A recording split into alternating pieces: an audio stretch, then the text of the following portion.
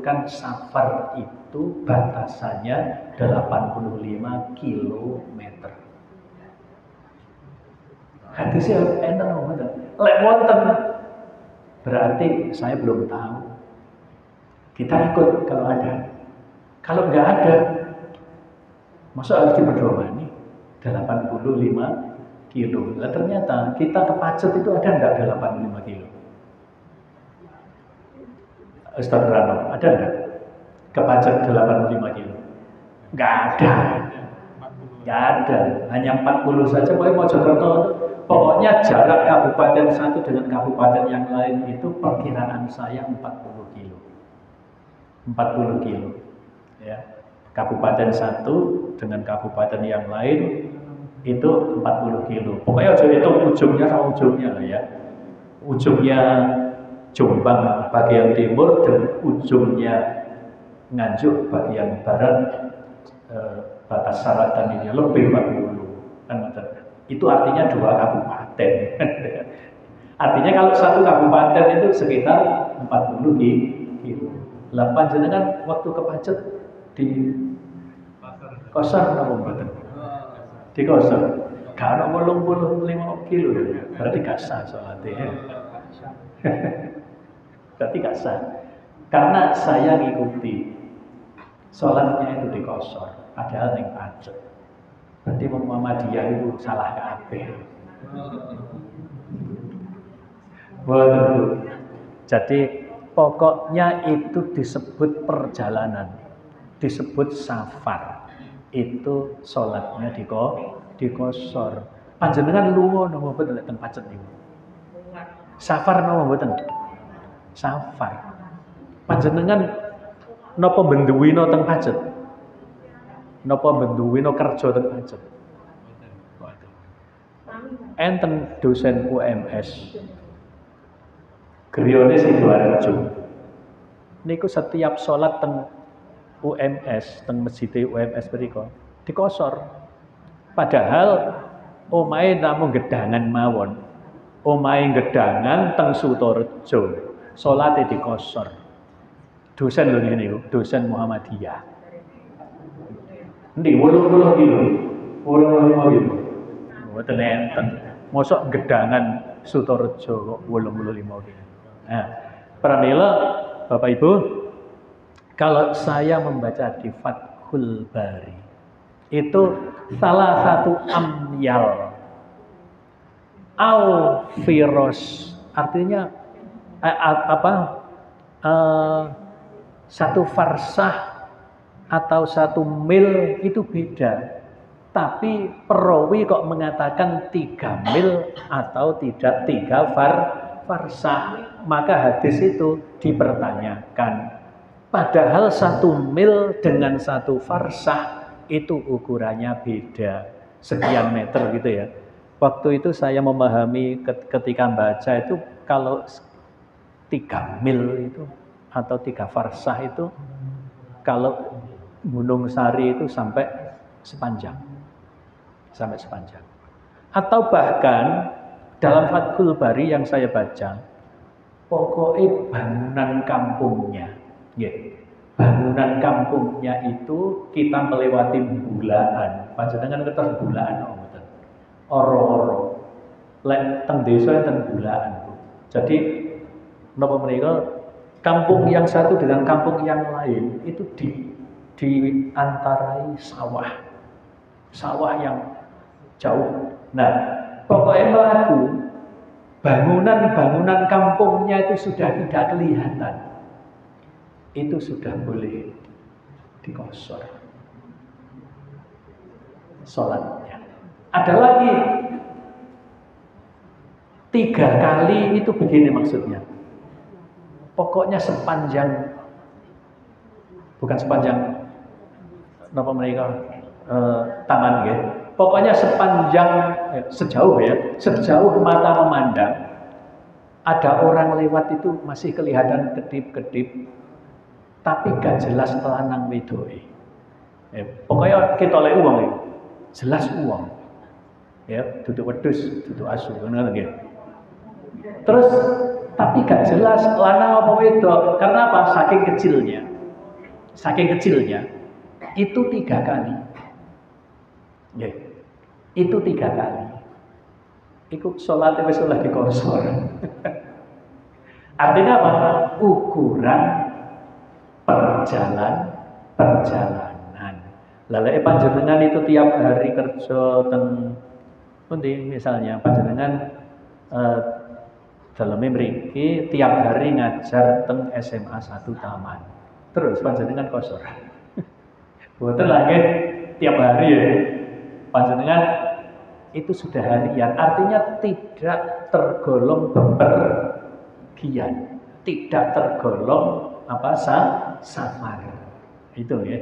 Jadi malah yang dipertanyakan itu yang menentukan 85 kilo. Dipertanyakan itu dalilnya dari mana? Gitu loh ya. Dalilnya dari mana? Ngaten ya. Jadi Islam itu mudah. Yassiru wala tu'assiru. Islam itu mudah, jangan dipersulit. Ibu-ibu, pokok pembahasan kita ini tadi adalah bagaimana kalau kita masbuk, bagaimana kalau kita terlambat sholat. Mungkin penjelasan saya ini masih ada yang perlu dipertajam, monggo kalau masih ada dialog, nggih monggo. Ini ibu-ibu tak? Setelah ini ibu-ibu ya. Ya. Saya sholat jamaah. Ya. Kalau makmumnya cuma 1, itu lurus atau makmumnya nanti kalau makmum jawabannya lurus, makmum datang lagi itu ya maju imam atau makmum jawab. Oke, ini sudah Pak Heru ya di GSI sebetulnya. Oke. Jadi kalau ya ini termasuk ibu-ibu, nanti begini ibu-ibu ya. Ibu-ibu itu kalau berjamaah, imamnya juga ibu-ibu ya. Imamnya juga ibu-ibu ya. Mungkin ada musola khusus untuk ibu-ibu. Kalau hanya berdua, panjenengan itu jejer di kanannya. Karena dalilnya itu begitu. Dalilnya itu kalau 2 orang. Jadi ketika sahabat itu sholat itu ada di sebelah kirinya Rasul, oleh Nabi digeret, diletakkan di sebelah kanannya. Lafadznya ada di sebelah kanannya. Tidak ada kata-kata agak mundur sedikit, tidak ada. Tapi di sebelah kanannya. Ini kalau hanya berdua. Tapi kalau ada satu lagi, 2 orang itu di belakangnya imam. Jadi panjenengan berdua, satunya imam, satunya makmum, terus ibu-ibu datang lagi satu. Panjenengan yang di kanannya imam itu kemudian mundur di belakangnya imam berdua, ngerti ya? Ini kalau ibu-ibu dipraktekkan. Oh, monggo Mas Ustaz Rano. Misalkan saya ibu-ibu nih. Saya imam. Saya nabi ya. Dicekleng itu. Deleno kanannya. Nah, di kanannya. Tapi kalau datang satu lagi berarti Mas, datang Mas. Kalau yang datang perempuan. Kalau yang datang perempuan ada di belakang. Yang ini posisinya tetap begini. Yang ini posisinya karena ini laki-laki tetap pengen bukti laki-laki. Iya. Ini. Yang perempuan. Nah, dalam hadis itu kemudian datang seorang laki-laki lagi, maka mundur. Ya.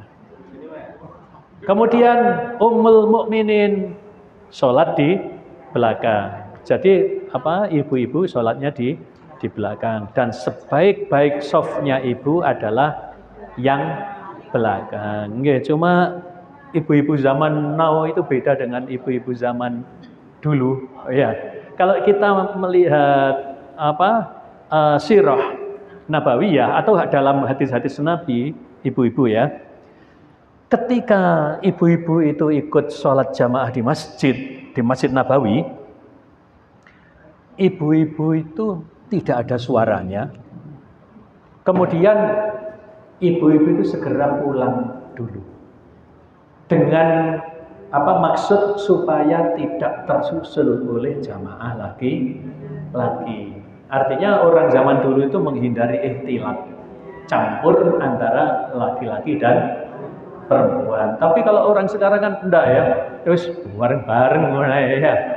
Apalagi wis wong akeh masjid cilik pisan kan ngoten nggih. Wis akhirnya ya wis campur bareng-bareng. Tapi sebisa mungkin kita hindari kan gitu ya.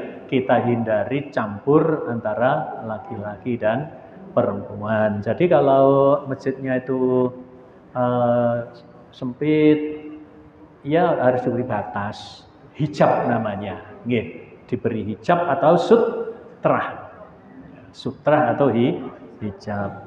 Jadi hijab itu semua yang menghalangi, ya, hijab itu. Monggo sama nih kalau giliran ibu kasih hati ya.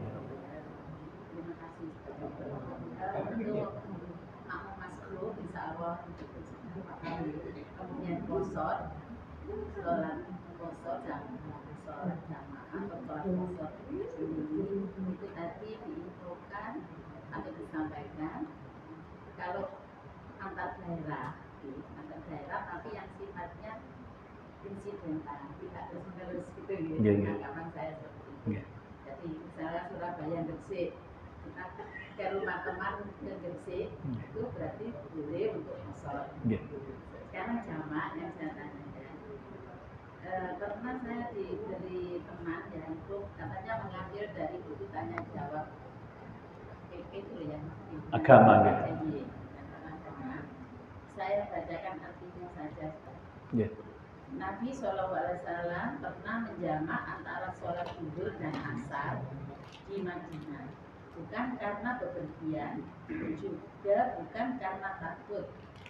Saya bertanya, wahai Abu Abbas, mengapa bisa demikian? Dia menjawab, Rasulullah Nabi SAW tidak menghendaki kesulitan bagi umatnya. Hadis riwayat Ahmad. Ini kadang-kadang kita jumpai kalau kita sedang ada acara. Dan waktunya sangat padat. Nah, ini bagaimana menghentikan? Tadi saya mengatakan tentang kaidah fikih yassiru wala tu'assiru. Permudah jangan persulit. Nabi tidak dalam perjalanan juga tidak dalam keadaan takut, tapi Nabi menjamak sholat itu karena sibuk. Ya, bahkan tapi ini sangat spesial dan jarang terjadi. Nabi pernah menjamak sholat itu 4 sholat.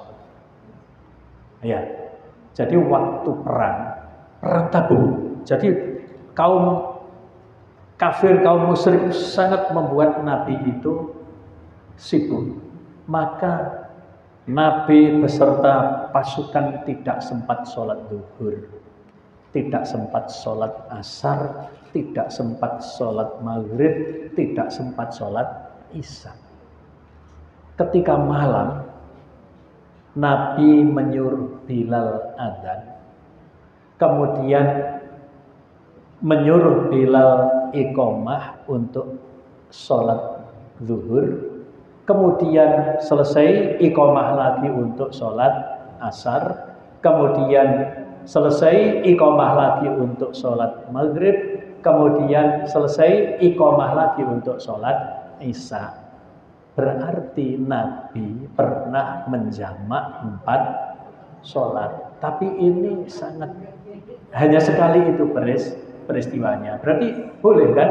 Kalau sangat sibuk, karena sibuknya itu perang tadi itu. Tapi mengantos diperingan juga. Oke. Itu namanya, kalau di tarjih ada ini, disebut dengan sholat qodho. Sholat qodho itu seperti itu. Tapi bukan mengkodok yang kemarin, bukan mengkodok yang bulan lalu, apalagi mengkodok tahun lalu, apalagi mengkodok seumur hidup. Aku yang nakal, aku gak karuan, aku maksiat tok, saiki aku baru nyadar. Ternyata sekarang ini aku sudah ingin tobat saiki aku sholat, tapi umurku wis 50. Lah aku mulai umur 18, umur 15 itu gak sholat.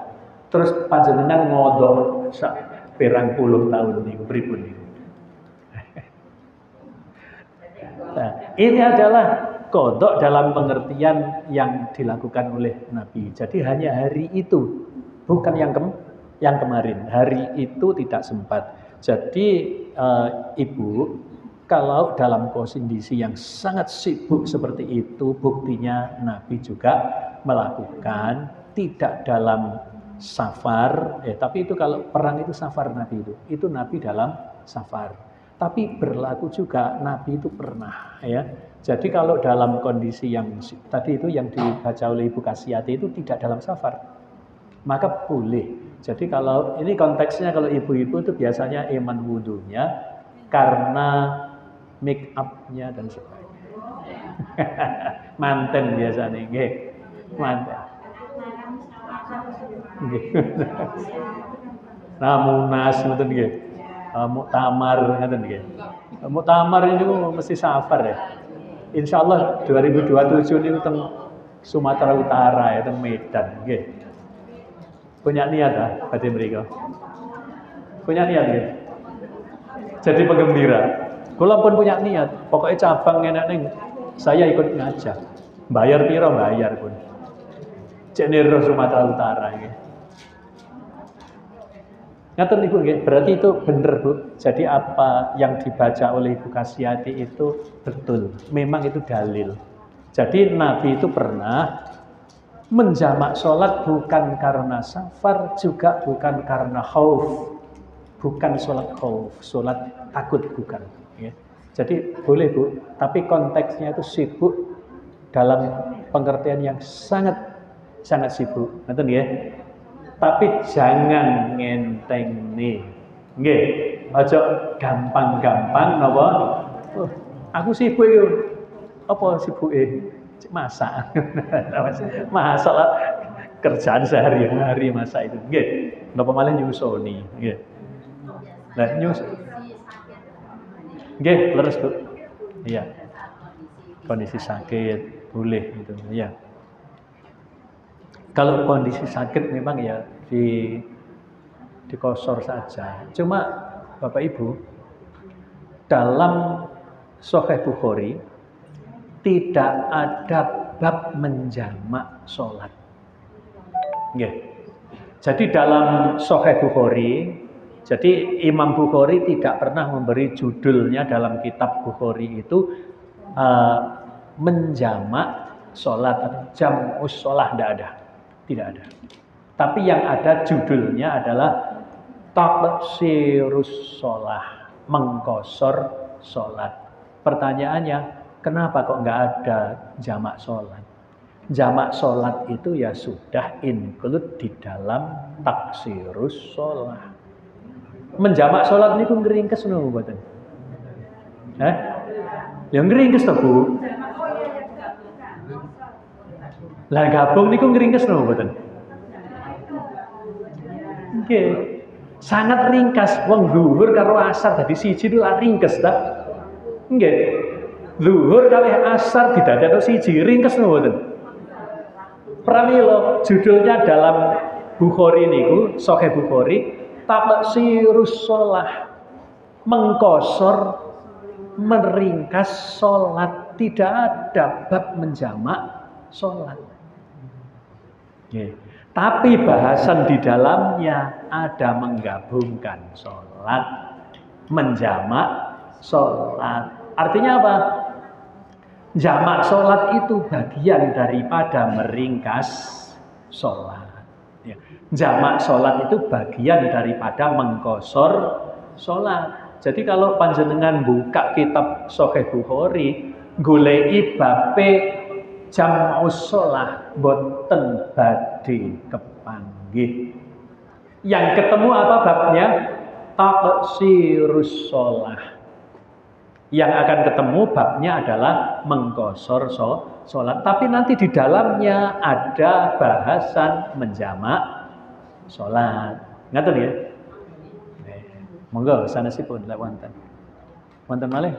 sak jam lebih mungkin. Oh monggo Ibu. Tapi saya di luar itu boleh kan? Kalau Anu ini ada seorang ibu, iya. dia hamil waktu itu saya dan sampai sekarang itu masa nifasnya kan sudah selesai. Iya. Habis itu menstruasi dan sampai sekarang sudah berjalan 2 bulan itu masih keluar Men. Ya. Oh. Apakah boleh melakukan sholat? Sholat Bu. Pripun mulai kasusnya seperti itu. Wong menstruasi kok terus. Saya tanya, apa betul itu menstruasi?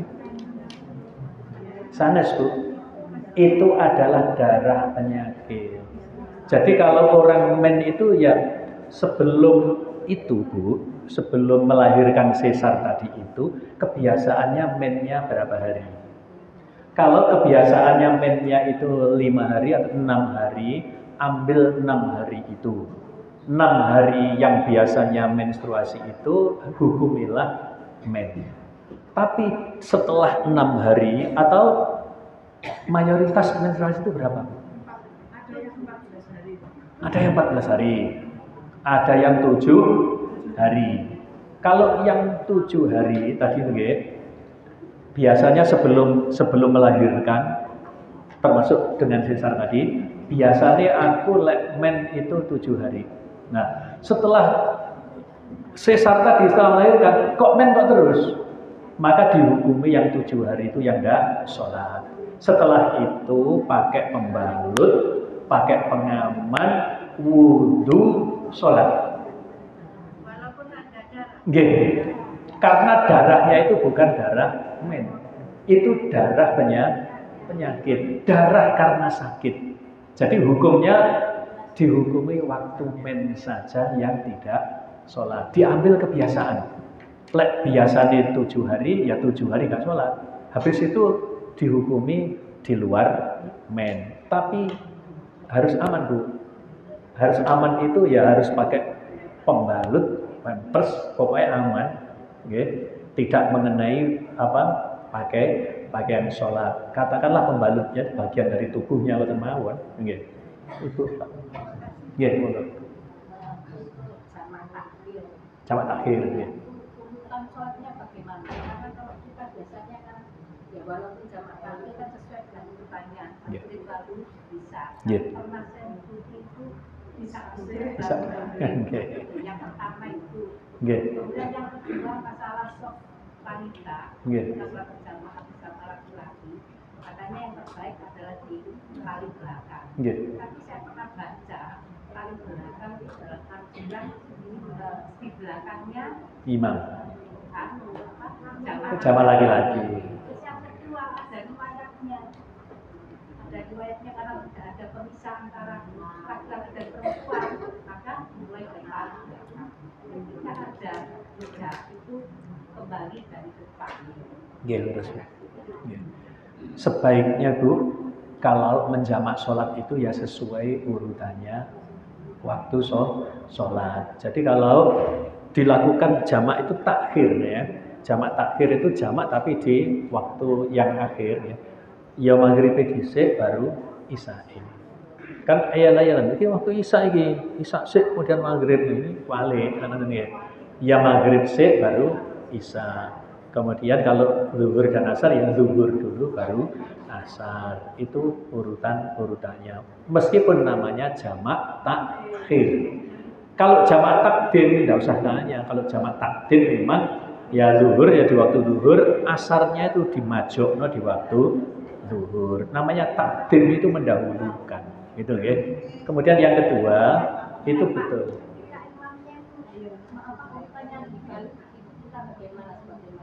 Ya sah Bu, sah. Itu cuma sebelum sholat itu kalau dia mengatakan seperti itu kasih saran. Sebaiknya sesuai dengan urutan waktu sholat. Sholat itu urutannya maghrib dulu baru isya.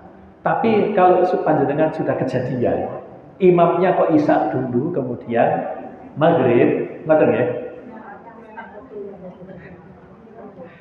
Itu sah sholatnya. Karena itu memang sholat pada waktunya. Yang maghrib dilakukan di waktu isya. Karena jamak takhir, tapi sholatnya sah ya. Cuma sebaiknya itu sesuai dengan urutan. Sing kedua tadi nopo? Nggih, tentang soft. Kalau soft itu tidak ada batasan, memang dimulai dari belakang lah gitu ya. Yang terbaik adalah paling belakang. Tapi kalau sudah ada pembatas seperti itu, tetap ibu-ibu itu tempatnya yang terbaik, yaitu di belakang laki-laki. Kenapa? Wanita itu tidak boleh di depan, juga tidak boleh berdampingan, kan gitu ya. Tapi nyuwun sewu, kalau sudah darurat, panjenengan apa saged ngatur jutaan manusia. Cobi, panjenengan lek teng Masjidil Haram, tiang setri mesti teng belakang. Boten.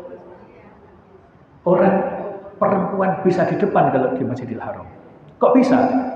Iya. Kenapa? Itu tambah wong Indonesia, wong wedok-wedok, masya Allah, pengen selfie, nggih, neng pager lantai 2, lantai 3, karena situ kan Ka'bah, nggih. Pokoknya wis gak waktune sholat, ibu-ibu neng pinggir ngono, selfie, ceket. Terus ya rada pisan kepengin sholat ambek ndelok Ka'bah. Kene pager yo kono Ka'bah. Allahu Akbar. Lah waktunya sudah mendekati azan, polisi. Nggih, polisi syariah niku. Sholat diusir ibu-ibu itu. Lah, nanti tempatnya ibu di mana? Di sana itu cepet, Bu. Polisi langsung plak pakai batasan seperti itu. Itu tempatnya nisa gitu ya. Wanita di situ. Ternyata ada kemungkinan nanti belakangnya sana itu laki-laki. Tapi kan sudah dibatasi. Jadi wanita itu tersembunyi, ada batasan gitu ya. Karena saya pernah itu ke Blaso ya. Saya itu tidak niat ke tempatnya wanita-wanita. Saya itu ingin minum sebetulnya. Di situ ada minum air zam-zam itu. Saya nuju situ. Saya ya kaget ya. Langsung polisi langsung ngerangkul enak. Nisa, saya baru nyadar, wedok tok banyak. Derangkul sama polisi di itu, ya. Jadi ngaten Bu nggih. Boleh dari awal, nggih, karena sudah ada hijab tadi itu. Kenapa? Memang kalau ngatur itu dari belakang itu nanti terus sing bek itu di belakang dulu, terus sing depan itu lah sing karek dhewe, karek loro, sing kono bek sofe terus soft yang tidak di depan gitu ya. Tapi ya enggak apa-apa juga untuk wanita. Ya, enggak apa-apa juga karena rebutan di belakang gitu. Tapi setahu saya ibu-ibu itu tidak rebutan di belakang, rebutan dekat kipas. Rebutan dekat kipas. Biasanya begitu ibu-ibu itu, ya. Nggih. Nggih, monggo lek dipahami terbaik itu adalah di belakang laki-laki, boleh juga seperti itu ya. Tasik wonten? Sampun boten wonten? Oh, sudah, ini jatahnya habis. Ibu-ibu sudah ya? Nah, kalau sudah apa? Kalau sudah kita akhiri ya. Bapak Ibu sekalian, demikian kajian kita ini, wallahu a'lam bishawab. Mudah-mudahan kajian kita bermanfaat.